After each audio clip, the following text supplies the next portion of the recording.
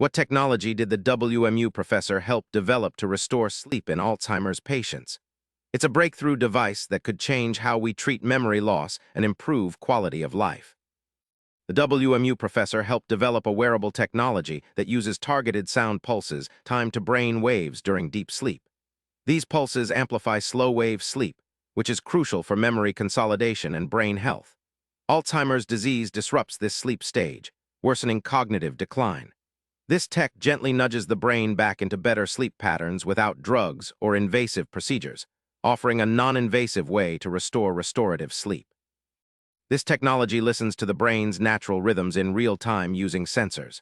When it detects the start of slow-wave sleep, it emits gentle auditory tones that synchronize with the brain waves. This synchronization strengthens the sleep stage that clears toxins and supports memory storage.